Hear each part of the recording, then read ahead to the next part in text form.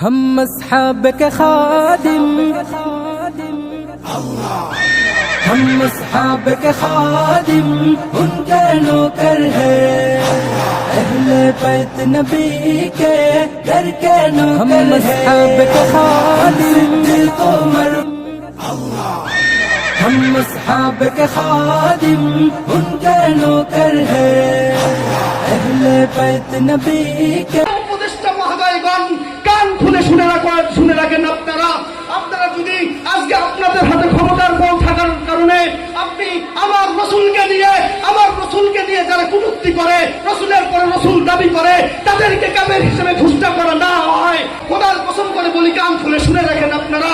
আগামী আর ওই সময় বেশি দিন দূরে নয়, ওই দিনও বেশি দিন দূরে নয়, যেদিন আমরা সংসদের মসনদে দাঁড়িয়ে নারাই তাকবীর আল্লাহু আকবারের ধ্বনি দিয়ে কাজের দিনকে সব অবস্থায় বলতে থাকবো, উঁচু আওয়াজে বলতে থাকবো, কাজেরিরা কাফের, কাজেরিরা কাফের, কাজেরিরা কাফের।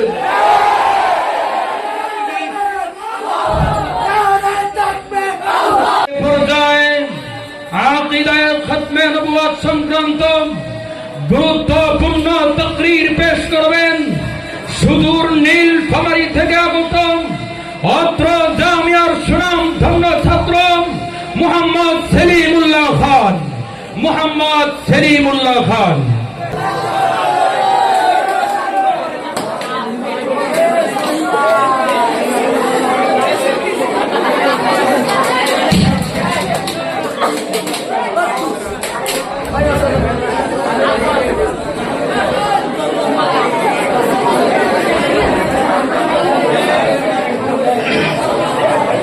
السلام عليكم ورحمة الله وبركاته. الحمد لله وكفى وسلام على عباده الذين اصطفى. أما بعد فأعوذ بالله من الشيطان الرجيم. بسم الله الرحمن الرحيم. ما كان محمد أبا أحد من رجالكم ولكن رسول الله وخاتم النبيين. وقال النبي صلى الله عليه وسلم أنت مني بمنزلة هارون من موسى إلا أنه لا نبي بعدي أو كما قال عليه الصلاة والسلام. হাফিজ হুজুরের প্রদেশ করছে যার আঙ্গিনা অলঙ্কিত, আমরা তার ছায়াতে গর্বিত মুখরিত। হাফিজ হুজুরের পদচারণায় মুখরিত মাদ্রাসার ছাত্র কাফেলা কর্তৃক আয়োজিত আজকের এই ইসলামিক জালসা সম্মানিত সভাপতি, বিজ্ঞ বিচারক ও সুদক্ষ উপস্থাপক সবাইকে আন্তরিক মোবারকবাদ জানিয়ে আমার বক্তব্য সূচনা করছি। আমাদের প্রত্যেককে জানা আছে যে আজকের বক্তব্যের বিষয়বস্তু হচ্ছে খতমে নবুয়ত এবং কাদিয়ানী সম্প্রদায়। প্রিয় উপস্থিতি, প্রত্যেকটি বিষয় পূর্ণ জ্ঞান আহরণের জন্য প্রয়োজন সুস্পষ্ট ধারণা ও পর্যালোচনা। তাই আমি আমার বক্তব্যকে কোরআন, হাদিস এবং প্রেক্ষাপটের সমন্বয়ে আপনাদের সামনে উপস্থাপনা করার চেষ্টা করব ইনশাআল্লাহ।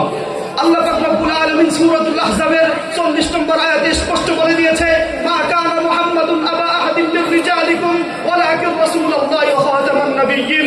যে প্রিয় উপস্থিতি, যেখানে আল্লাহ পাক রব্বুল আলামিন তার প্রিয় হাবিবের নামটা ধরে বলেছে, মুহাম্মদ হচ্ছে খাতামান নাবিয়্যিন, অর্থাৎ তিনি হচ্ছেন শেষ নবী, তারপরে আর কোনো নবী নেই। সম্মানিত উপস্থিতি, এখান থেকে স্পষ্ট বুঝে আসে আল্লাহ পাক রব্বুল আলামিনের এই নস থেকে, এই আয়াত থেকে এর চেয়ে আর কোনো বড় কোনো দলিল হতে পারে না। সর্বোত্তম দলিল হচ্ছে একমাত্র আল্লাহ তাআলার সেই কোরআন। সম্মানিত উপস্থিতি, সেখানে আল্লাহ রাসূল সাল্লাল্লাহু আলাইহি ওয়াসাল্লামের নাম নিয়ে বলেছেন তিনি খাতামুন নবিয়্যিন, সাইয়্যিদুল মুরসালিন। সম্মানিত উপস্থিতি, এর এই ধারাবাহিকতায় আহমদ কাদিয়ানী সে যে নিজেকে দাবি করেছে, তার পরিপ্রেক্ষিতে এই আয়াত স্পষ্ট প্রমাণ করে যে মির্জা গোলাম আহমদ কাদিয়ানী সে মিথ্যাবাদী, প্রতারক আর ইংরেজ বেনিয়াদের দালাল ছাড়া আর অন্য কোনো কিছুই হতে পারে না।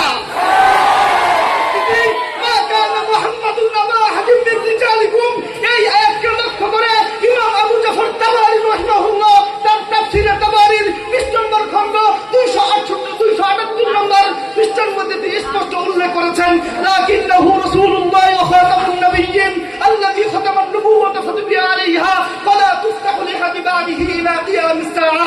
তিনি স্পষ্ট বলে দিয়েছেন যে মুহাম্মদ সাল্লাল্লাহু আলাইহি ওয়াসাল্লাম হচ্ছেন শেষ রাসূল, তারপরে আর কোনো নবী নাই। তারপরে অর্থাৎ তিনি আসার মাধ্যমে নবুয়তের অবসান ঘটিয়েছে। সম্মানিত উপস্থিতি, শুধু এখানেই শেষ না, তিনি বলেছেন যে তিনি আসার মাধ্যমে এবং এমনকি কিয়ামত পর্যন্ত কারোর জন্য এই নবুয়তের দরজা খুলে দেওয়া হবে না।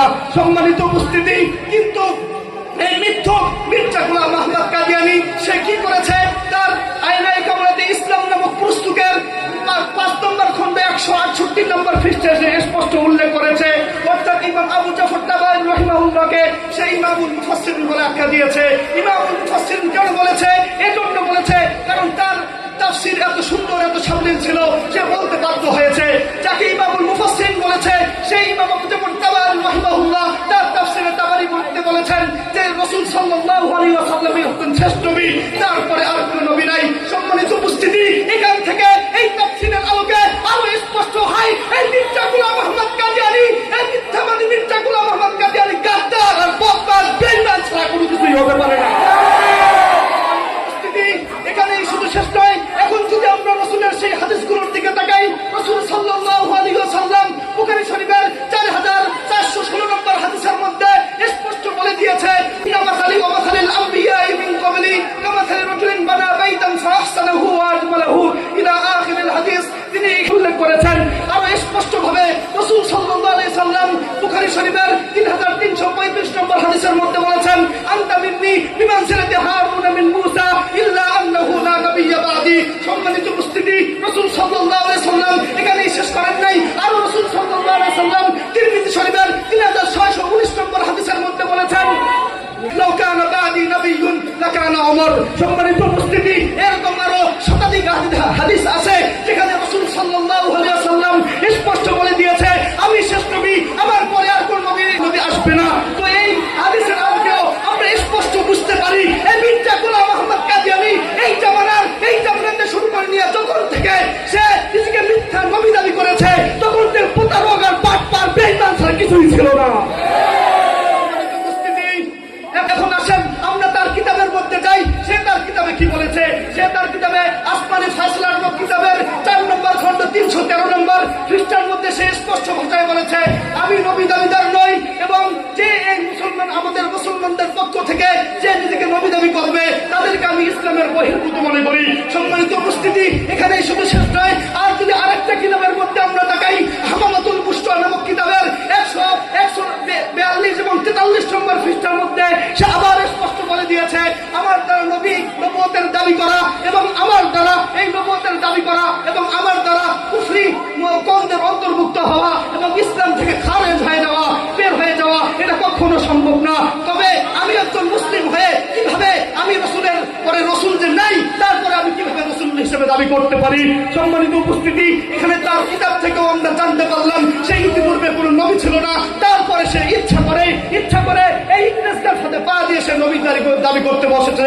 সম্মানিত উপস্থিতি, এখন আমাদের প্রশ্ন হচ্ছে, কোরআনের দলিল দিলাম, হাদিসের দলিল দিলাম, প্রেক্ষাপটের দলিল দিলাম, তার বই থেকে সে কি বলেছে এটারও দলিল দিলাম। সম্মানিত উপস্থিতি, এখন আপনাদের কাছে প্রশ্ন থাকবে এবং এই জাতির কাছে প্রশ্ন থাকবে এবং বর্তমান জামানার দায়িত্বশীলদের কাছে প্রশ্ন থাকবে, মাননীয় উপদেষ্টা ডক্টর মোহাম্মদ ইউনূসের কাছে প্রশ্ন থাকবে, আইনমন্ত্রীর কাছে প্রশ্ন থাকবে। সম্মানিত উপস্থিতি, আমরা তাদেরকে বলতে চাই, কোরআন দিয়ে দলিল দিয়েছি, হাদিস দিয়ে দলিল দিয়েছি, প্রেক্ষাপট দিয়ে দলিল দিয়েছি, তার বই থেকে দলিল দিয়েছি, এর থেকে যে তোমরা কাদিয়ানীদেরকে কাফের বলে ঘোষণা না করো, আমাদের আর বুঝার বাকি থাকবে না যে উলকির সুরা জামিয়ার কবির আর হাসানুল হক ইনুর মতো তোমরাও কাদিয়ানীদের দালালি করছো থাকবে।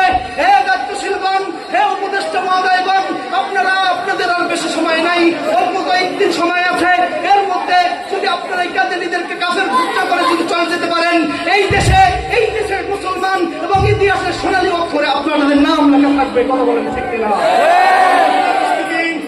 আমরা তারপরও তারাও যদি এই কথা তারা মানতে বাধ্য না হয়, তাদেরকে আরো স্পষ্ট ভাষায় জানিয়ে দিতে চাই, হে উপদেষ্টা মহোদয়গণ, কান খুলে শুনে রাখেন, আপনারা যদি আজকে আপনাদের হাতে ক্ষমতার বল থাকার কারণে আপনি আমার রসুলকে নিয়ে যারা কটূক্তি করে, রসুলের পরে রসুল দাবি করে, তাদেরকে কাফের হিসেবে ঘোষণা করা না হয়, খোদার কসম করে বলি, কান খুলে শুনে রাখেন আপনারা।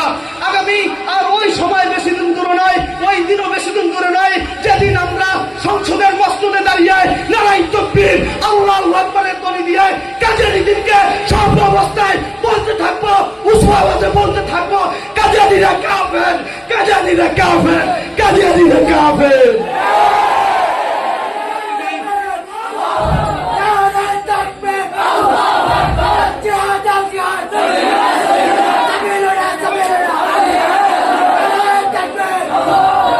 نصر من الله وفتح قريب وبشر المؤمنين. السلام عليكم ورحمة الله.